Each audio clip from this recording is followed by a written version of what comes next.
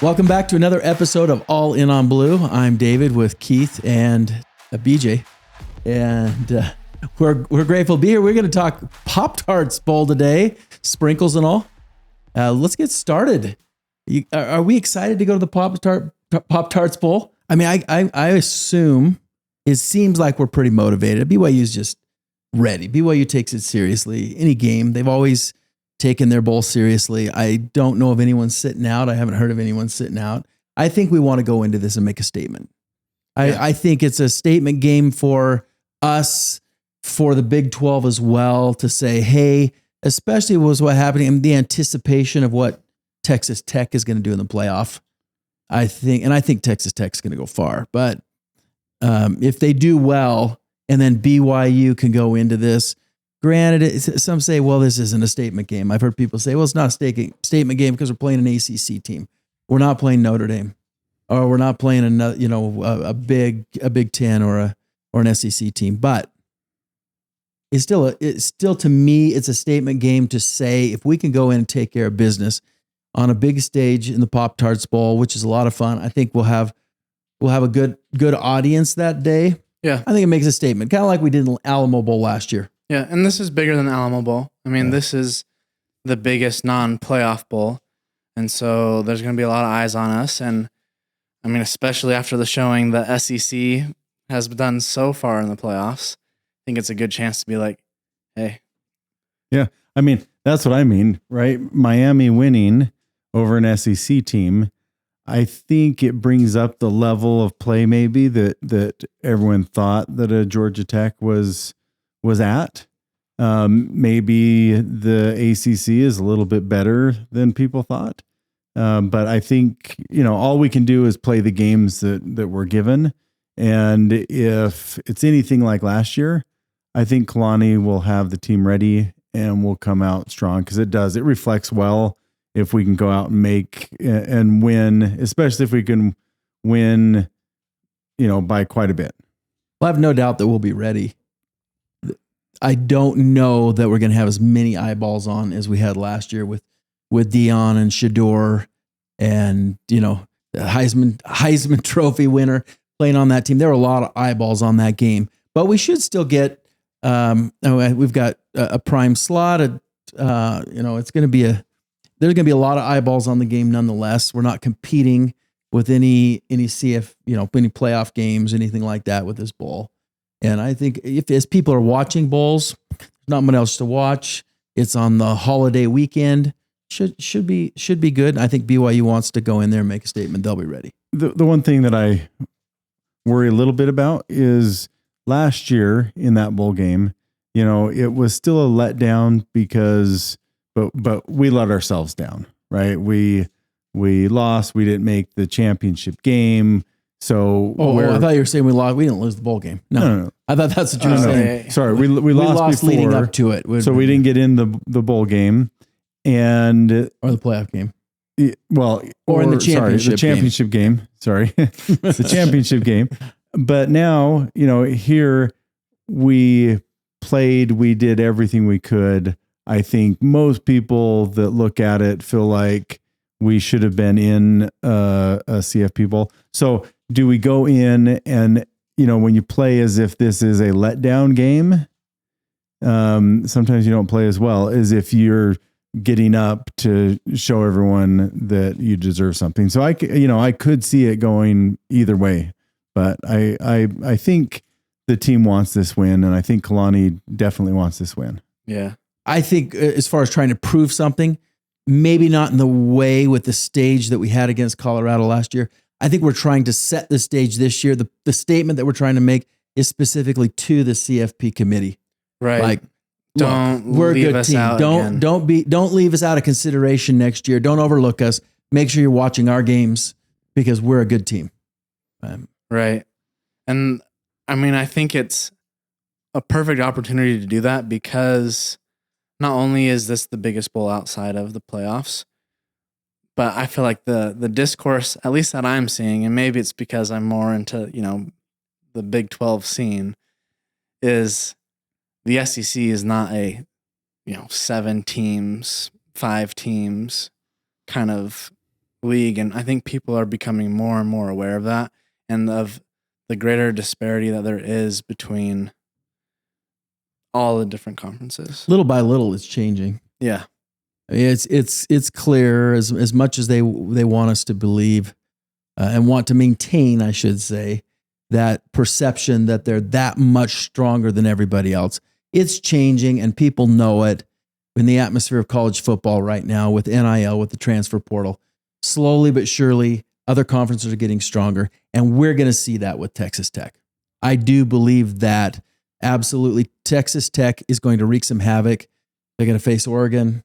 I think Oregon's in trouble. I predict so Texas too. Tech's going to win that. Oregon has not faced a defense like Texas Tech, and Texas Tech's got a good offense too. And looking at what happened just with James Madison and how they were able to score quite a few points against an Oregon defense, get a lot of yards, Texas Tech's going to do really well in that game. It's the most points anybody scored on Oregon at all this whole season. So I think it says a little bit of something to the talent that they've been playing. We got a lot of Tech fans that watch us, so note that we're counting on you, Tech. We're all behind you 100%. Win the natty for us. Win the natty. All in on blue is behind the Tech Red this week. Or next week. That's why as you look at the college football picture, right? That's why this whole playoff and how it's structured is so difficult, is because you need to decide it on the field. And I feel like, you've got, BYU being left out, others teams that were left out. And, the committee can say, oh yeah, well, they shouldn't have been, they're not, but you don't really know. And I think that when Texas Tech plays well, it really puts us in that light of, hey, maybe they should have been in, maybe this should have been a game we should have seen on the field, instead of them just saying, well, because just like we're doing, right? We all think, well, Texas Tech is going to beat Oregon pretty soundly. Well, let's see it on the field, right? I want to see this happen. Yeah. And that will make a great statement for BYU, because the only team that BYU couldn't beat this season was Texas Tech. That's it. One team.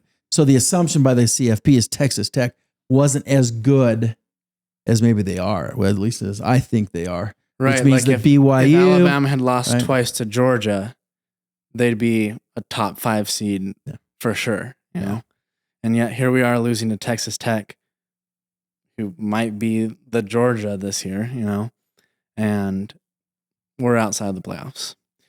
But what do you guys think we need to do to win the Pop-Tart Bowl and to make it a statement? Well, I think those sprinkles on the helmets, that's a start. That is a start. Unfortunately, Georgia Tech got those as well. Sprinkles, yeah. I like that. You guys like the helmet, by the way? It is fun. It's fun. I feel like that the Pop-Tart Bowl is like a fun bowl. Like they do, I can't remember, but stuff with the Pop-Tarts getting eaten. Yeah, they do a lot. They make it a a fun bowl, and they have the toaster. Yeah, I love that toaster trophy. Yeah. The two coaches were there eating their Pop-Tarts. It's a fun bowl. It's a fun But hopefully bowl. we still go and we're prepared to have a serious game. And I think we will. And I think Georgia Tech will be ready to play too. I think Georgia so too. Tech's coming into that also wanting to make a statement. In fact, in some ways, I think it might be bigger for Georgia Tech to win. Yeah. To say, hey, the ACC is really something. If Miami can beat A&M and make them look just so silly, and Georgia Tech can beat the second best team in the Big 12, suddenly the ACC seems like, they're a lot better than we gave them credit for. So I think Georgia Tech desperately wants to win this game. And Georgia Tech is a very good team, especially on offense. That offensive line is good. Yeah, they're good. They're athletic, and they got a good running back, but that quarterback is one of the best quarterbacks in the country. There was a good amount of the year that I thought they were a top 10 team. Haynes King. Yeah. That he can run, he can pass. He's done it all. He's the leading rusher on that team, leading passer. He's kind of the do-it-all guy. It's going to be, I think this game is more a matchup of our defense against their offense. Mm-hmm. I think if we can slow them down, which I think we can, I think we win this game. Because of our running game, they've struggled. Georgia Tech has seemed to struggle, especially later in the season against the run. They're not terrible defense, but that's the games that they lost. They were run over. NC State, they couldn't stop the running game, and that's where BYU. So we come in because we've run over most teams this season, with the exception of Texas Tech. Yeah, and I don't think Georgia Tech has the line that Texas Tech has. No. So we should have that advantage there. Well, in Georgia Tech, I mean, to their credit, like you said, BJ, they got ranked up to number 7 this year. So they have a really good team. As I think back on the season, we seem to have struggled a little bit with a dual threat quarterback. Yeah. So hopefully, that's a piece that we're paying attention to, because I think that could be a challenge for us with as many pass yards and rush yards that he has. But with a healthy defense, and as far as I know, we've got, I think, pretty much all of our defense is healthy right now. It doesn't seem like anybody's opting out. We got Jack Kelly, Isaiah Glasker in there to keep their quarterback in check. I think we can. We got to be able to contain him, but I think we can. I think we're in a good position because we can pressure pretty well. I think against their offensive line, get some penetration there. And I said, their defense maybe struggles a little bit. They're not bad. I mean, they definitely have a lot of good athletes on that defense. They do. It's an athletic team. Yeah, they're a very athletic team. Yeah. Oh. No, I think a big key is going to be that pressure we can get, because if we give them too much time to throw, you can't cover. The corners have to cover. And looking at his stats, he clearly can. How long? Yeah, how long would the corners have to cover? How long do the corners have to cover? Keith's an expert at how long the corners have to cover to win. Well, how long do we have to cover to shut down Haynes King? I'm sticking with my 6 seconds. 6 seconds. Okay. So if you were out there, you'd be shutting them down, but I'm not saying the average person may not be able to. There's maybe not every play, but there are definitely plays that are going to be that long. But I will say, if we can get pressure, because that's where we break down, is if we can't get pressure, right? Because you have to leave somebody spying so that he doesn't take off. And so if he has time to throw, I think that's where we break down. And it's not so much I think he's going to run for a ton on us, but it weakens our defense, that threat of him running.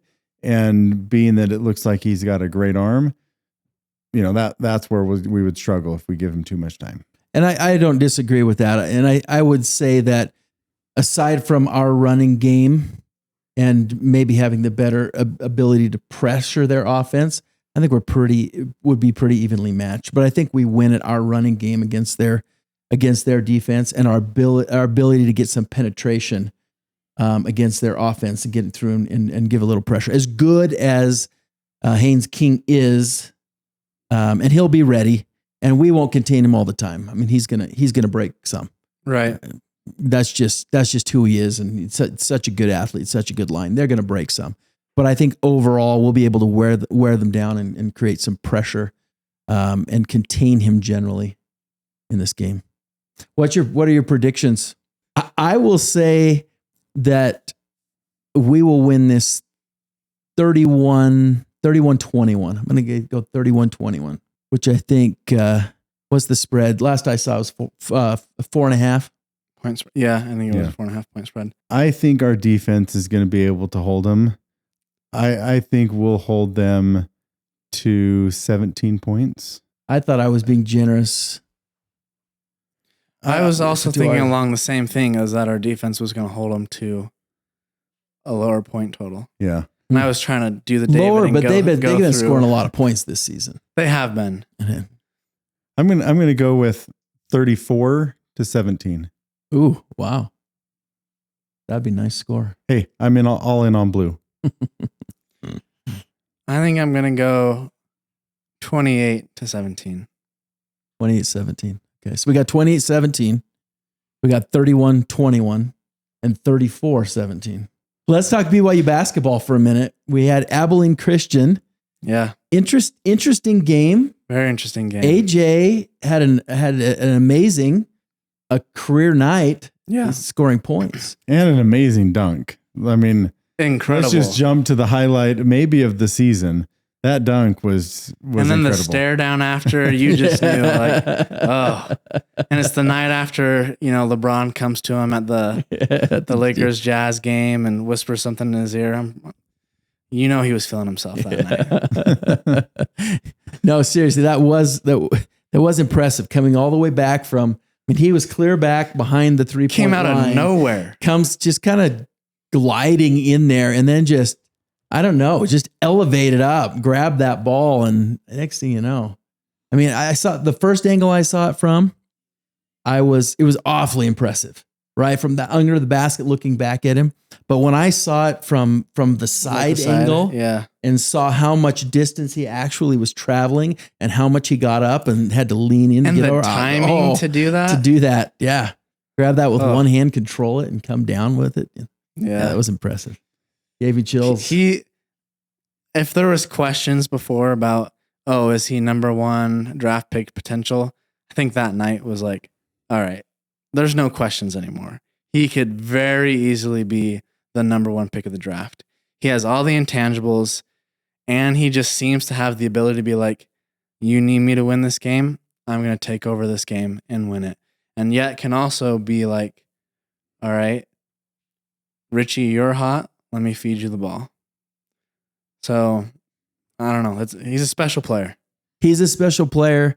We've got, I think our starting lineup is amazing. They do seem like, if I have any concerns with this team right now, it's the way they've started in several games, starting including out cold, starting out slow. Opponents that they shouldn't be struggling against. Yeah. Not anything against Abilene Christian, but they're just, they're not our level of competition who we're going to be playing in our conference. Well, and especially because it was just the biggest struggle seemed to be the pressure, right? They came out and kind of a full court press, right? Hit us kind of hard. We had tons of turnovers, and you would think that the BYU would be able to handle some pressure like that because they're going to get that a lot. So our team's starting to see that BYU struggles with that. Is that where, I don't quite know, because here we have Rob Wright, who's a fantastic point guard. How are we struggling when they come out with the press quite as much as we seem to? I wouldn't expect it. Especially against an Abilene Christian. Yeah. Right. That many turnovers. But obviously we're able to turn it around. I think it has a little bit to do with just their focus coming into a game like that. They're playing home games on against what was a 4-game run against some teams that they should handle with no problems. Should be kind of an easy run. I think it's probably more a matter of focus. I think some focus, but there's also, I feel like, especially with teams figuring out their identity, part of, dealing with the press is knowing like this guy can make the decision. This guy can make the decision. And where if they're not sure exactly who's the leader of this team or who gets to make these calls or who do we want to have the ball in their hand in this situation, that can lead to sometimes indecision, which is really the only thing you can't do against the press or trying to, be a hero instead of just being like, okay, this is what we do. So I think that's some of what we are seeing is as they're forming their identity, they're not sure who is the go-to in each, situation. One of my other concerns with this team is a concern I did not have coming into the season or even through the first couple of games, because it seemed like, and we still have a lot of talent on the bench. Right. We've got a lot of depth, but there's been a consistent drop off. And I'm worried particularly, now that we've got this, what's his name, coming from the G League, Abdullah. We just picked that he's been cleared. I understand he's playing Monday night, tomorrow night, which will be nice to see him debut. Yeah, tomorrow night as we're recording this. Oh, yeah. Yeah. Right, yeah. Yeah.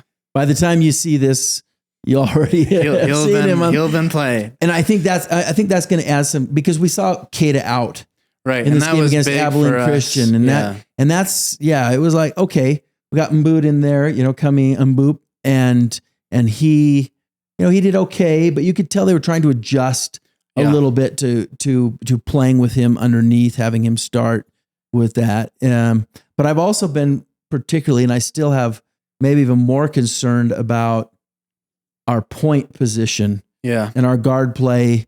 And we've got guys who can do it and can rotate into that position, but outside of a pure point guard right now, we've got Kennard. No, our starting point guard. Oh, Rob Wright the third. Thank you. Anyway, okay. I'm older than I look. I know, he looks exactly his age. How old do you look? 20 something. Rob Wright the third is and that's a shout out. 20 something. Shout out 20 something. Just 20 something. Yeah. Tune in. Another podcast that we all love and support here. It's another Beehive podcast. So tune into them. And no, I'm not 20 something, in case you're really confused. Why does he look that old? And it's almost 60. Pushing 60.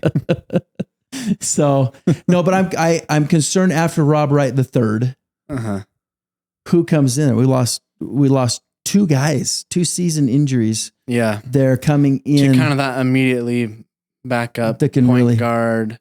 We got Kostic, and hopefully he can come in, but he's not as much of a handler as he is just a shooter, which is great that we've got him. You got AJ who can rotate in and certainly play some point. Very capably, he can play anywhere on the court, but but that's not his go-to. Yeah. But I am a little bit concerned there as we get into the depth of Big 12 play and then into the tournament, how that might hurt us. Do you guys have concern there? I definitely do. I think not necessarily just a point. I haven't seen consistency from our bench. I feel like we keep seeing really bright spots. Yeah. And, I think often bench play comes a little bit slower because they're trying to figure out the rotations and they're not getting as the time on consecutive minutes. But you see the bright spots. But hopefully we can develop some really long lasting bench play to take off a little bit of pressure. I worry that how much we rely on, I'll call it our big 3, right? Right. Because they are, maybe even leading the country in scoring. They were at one point. I don't know if they still are. So there's a lot of pressure on them, and I'd love to see some other pieces really step up. And it doesn't necessarily have to be step up in just scoring, although I would love to see, especially from the 3-point line, some of these guys start to consistently hit. I have no concern with our top 3, that trio. I think it's the best starting trio of stars in college basketball right now. Do you have concern with even our starting 5? No. So it's just bench, really. Really just bench. It's just coming off the bench. Yeah. Which I know that we have the guys to have a deep bench. And we have seen flashes of it. We just got to see it more consistently. And I don't know if that will... It feels like this is the time for it to come, is as we're playing Abilene and all. I mean, there's definitely a lot of athleticism, a lot of capability on the bench. It's an athletic team. Yeah, extremely athletic. You got Diamande, you got Boscovich, right? You got Kostic coming in. The amount of times I have said, I never thought I would see that in a BYU uniform with athletic plays. Because, nothing against our teams of the past, but it's been more like, shooting on the perimeter or, different eras has changed. But it's never been like, high-flying feats of athleticism where you're just like, whoa, that was one of the most athletic plays I've ever witnessed. Yeah. And now it feels like we're seeing that multiple times a night even. And our guys coming off the bench are making athletic plays that we're like, wow, that was once a decade. Or maybe not once a decade, but once a season, right? We see that kind of a play. Now those guys are coming off our bench. So there's definitely talent, right? Plenty of talent there. It's just how do they fit in? We're now getting into we're in the last half of December. We're going to be in Big 12 play pretty soon. It's coming fast. Not just the last half. We've got one more game on Monday, and we don't have another game till January. I mean the last half of games. I mean the last half date-wise, but yeah. I know, but all of a sudden we're into conference play. Right. We have one more game and then it's conference play. So it's time for us to figure it out. Yeah. What do you guys want to see? Like, would you rather it almost be a game where we play way more of our bench and almost even rest some of the starters, and feel like we get the bench sorted? Because I agree. Like, I'm not really concerned about our starters in Big 12 play, but I am concerned about our depth. And I almost wonder if we just say, hey, we're going to win this game, hopefully, with our bench. And if not, I guess we pull the bench and throw in, AJ in the last quarter and see if he can drop 40 in that quarter. Well, I maybe disagree a little bit. Okay. I don't know that I want to see too much bench. Yeah. Because the rotation's important. It is important. Right. Yes. So I think the mix, but what I'd love to see is when the bench comes in, it's not a slowdown, right? Where we have the pieces and they're stepping up and they're scoring, where we can actually see a real rotation. And when AJ goes out or Richie Saunders or Rob Wright, there's still a good flow to the game. We're still keeping on that pressure. We're still extending our lead, right? Those are all things, especially against, a non-conference, probably easier team, that we should be able to see. Well, and one thing with our bench, as we're talking about how athletic they are, they should be able to stay consistently the same defensively. And that's something that usually doesn't, come and go and isn't as streaky as shooting in offense. And so even if they're not able to provide, a huge scoring boost off the bench, we're set up where we should at least be able to have almost always one of the big three in there to provide that scoring. And if our bench can just shut them down and be that kind of energy, I'd love to see that too. And we have that. Yeah. We have that. I don't think there's any question. And we have guys we haven't even seen yet this season. I mean, and I know Kozlowski's had, but I heard he's getting close to coming back. Maybe I'm wrong. Have you guys heard anything about? I haven't heard about. We haven't even seen him. Yeah. I mean, yeah, and he was decent last year. Okay. And then of course Boscovich showed some signs.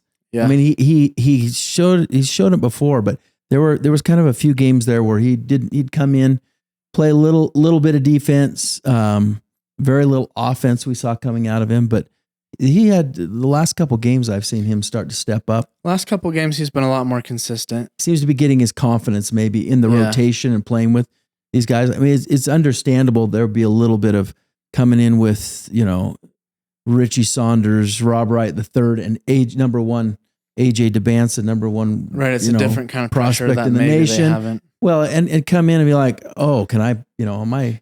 Right. Lose a little bit of confidence. Take a little while playing with these guys, right? Yeah.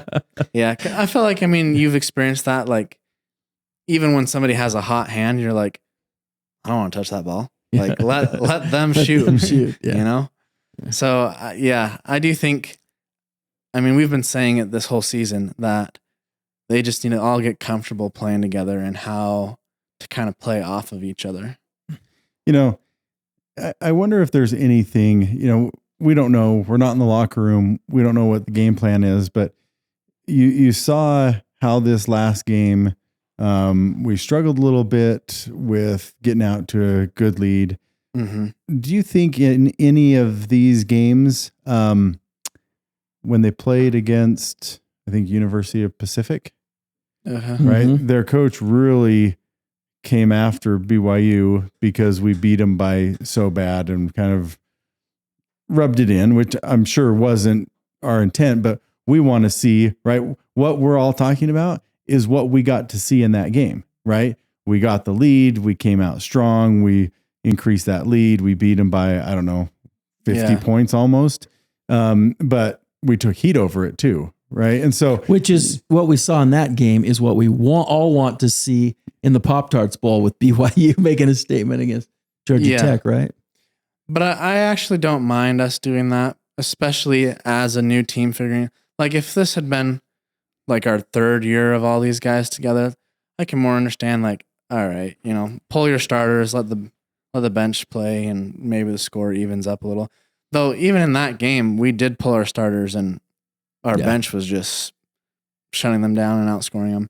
But I think right now, like, do whatever you can to get things going and get your guys feeling comfortable and feeling like they can shoot and everything like that. I agree. I was totally okay with that because I don't feel that was the intent. But it's great to be able to get those bench guys some extended minutes and some confidence and get our starters out to a good start and have them feel how we need them to be feeling in most games. What that game turned into when we got, when we were up 25, 30 points, right, was, now this is a real life scrimmage situation, more because you're in a real game.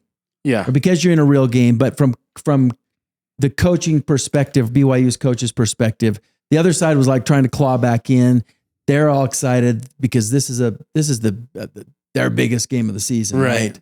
And they get to come into the Marriott Center, play against a BYU team, play against these, number one prospect in the nation.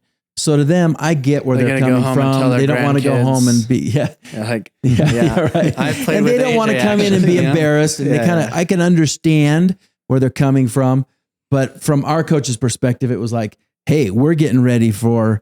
This is not a big 12 game for us. We're getting ready for Big 12 play for the tournament. We got to use this to take full advantage of the opportunity that we have right now to learn that rotation. If our starters aren't playing aren't connecting, passing as well as we need, which they weren't in that game, a lot of it.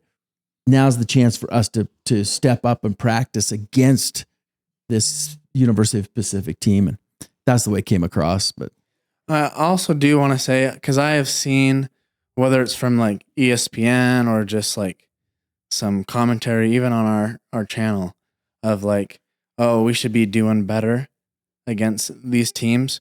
We are tied for the most Q1 and Q2 wins. So it's not like we're playing a weak schedule. It's not like we haven't not played at anybody. all. We've been tested. And I think, we're being nitpicky, but I really believe in this team. And I think we're going to have a solid run in the season and a really solid run in March Madness. Well, and that brings up another point we can discuss is our last segment here. The national media has perceived BYU basketball and BYU football as being not as good as maybe they are. That we play weak competition. We're not, and I don't know if they don't watch the games. They're not sure looking back at the schedule if it's in the back of their mind. But they do it with basketball. They do it with football.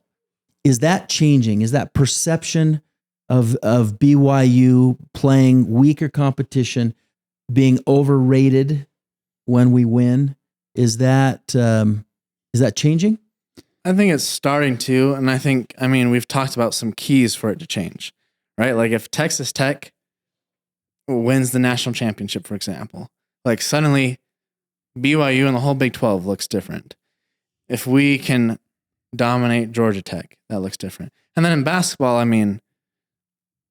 as soon as we start Big 12 play, I don't think anybody can say like, "Oh, you're not playing." I would agree. We're playing Arizona first. I think when we were in the Big 12, in basketball. Yeah, with the West Coast Conference, obviously there was that because we were playing a weaker and occasionally like St. Mary's. St. Mary's kind of. Yeah. But I think where we're at now, I think in the Big 12, as much as we don't have this in football, we kind of get a little bit of that benefit that we are an incredible basketball conference. So if we can do well, I think we'll get the respect. I think some of that happens to do with last year we kind of came out of nowhere and people were like, oh wow, this BYU team is pretty good. But in the end, We didn't do well. We lost to super hot Alabama. Yeah, super hot Alabama team. It's like, okay, yeah, this BYU's better than we thought. And this year, all of a sudden, we've got this number one recruit. And I think that's all people see for the most part on a national level, general, casual, watchers, not fans that are paying attention. It's like, okay, this is that same BYU team. Now they got AJ DeBansa. Right.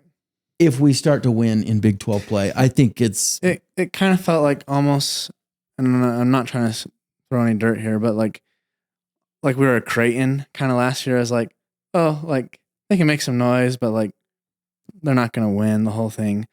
And this year, I do think we are just have to be thought of differently with AJ and with Rob being added to that team. I think we'll get there. I feel like the one thing that's a little bit different is you saw with AJ when he committed to BYU, all of a sudden he was the top recruit. And all of a sudden, maybe he's more like 3, right? Like, and Ryder Lyons going from a 5-star to a 4-star. Yeah. And so I think there's some disrespect, not by everybody, but I think there are people that do, and it might just be, an East Coast because there's way more teams or, whatever it is. But I feel like we have enough strength that if we can win in the Big 12, and in basketball, it doesn't matter quite as much because the way the tournament's set up, we don't have to win the conference to be even considered maybe the favorite out of the Big 12. Yeah. And whether it's disrespect or whether it's just a casual perception, what does BYU football have to do? I think there's been some change there to that perception coming into the Big 12, certainly. But how far does BYU football have to go? How long does it take? What do they need to do to continue to change? It just takes longer in football. It does. And in a conference, the Big 12 is pretty well accepted that right now, Big 12 is the strongest basketball conference. That's not the case with football. Well, hold on. I don't want to say anything, but the SEC is currently number 1 in KenPom. But if you take Utah out of our conference, we skyrocket above the SEC.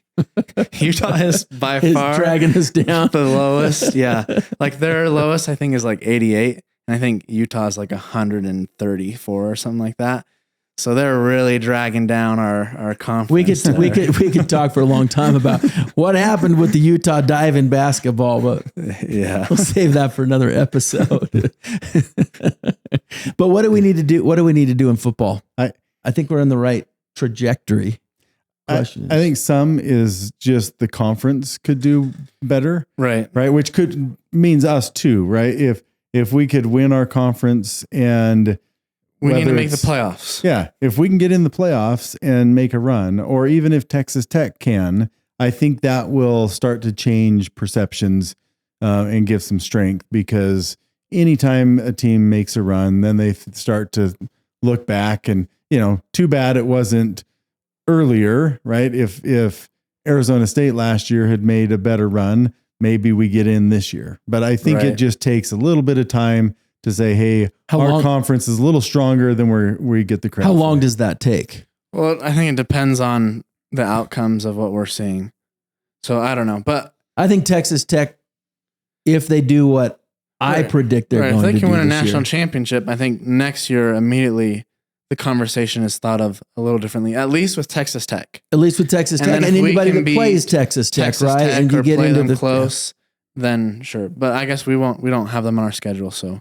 But I think generally, generally though, if a Texas Tech team goes in, makes some noise this year, it will say, "Oh," and that helps the Big 12. Yeah. But if the Texas Tech team next year all of a sudden is dropping to the middle of the pack in the Big 12, not making any noise, they could easily be looked at as, okay, they had one team that came up, did really well, and now they're we've seen UCF go all the way to a national championship.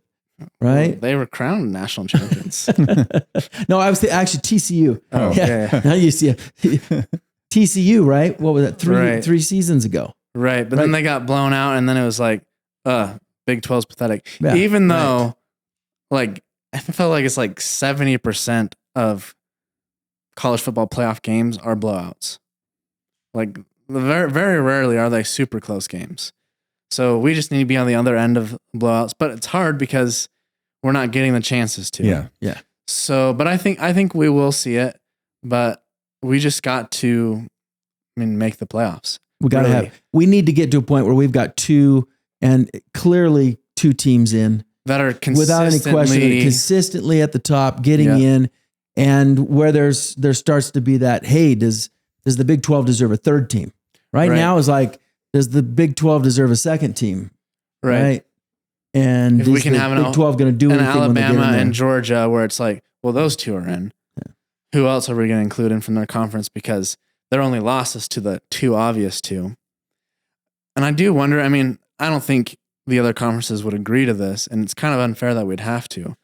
But I'd almost love for us to schedule like one of our non-conference games against an Alabama, against a Georgia, and be like, hey, let's just see how we are. And if it's a loss and we can't hang with them, then at least we know.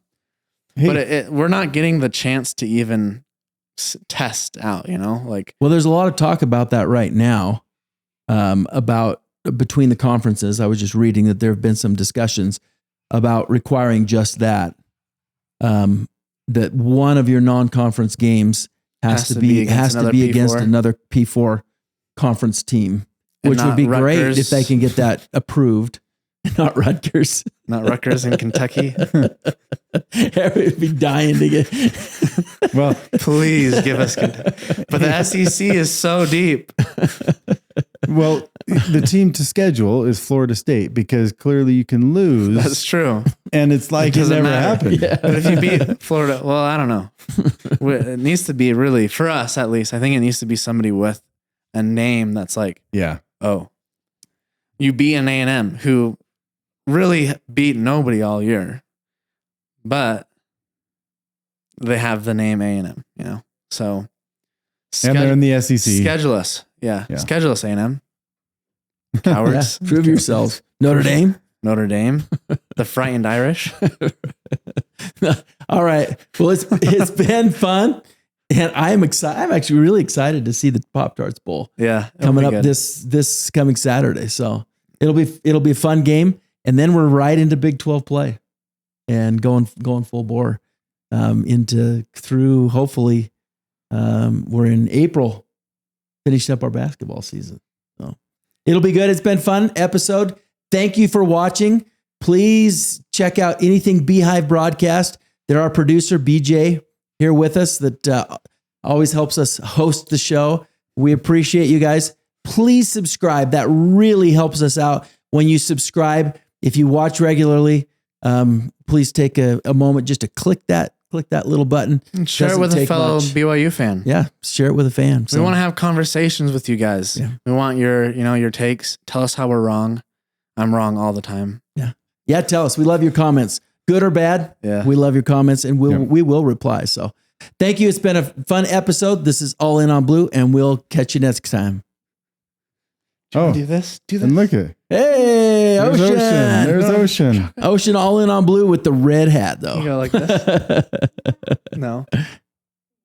Okay. Woo! Thanks for watching. Nice. You're awesome, buddy. Get rid of that red.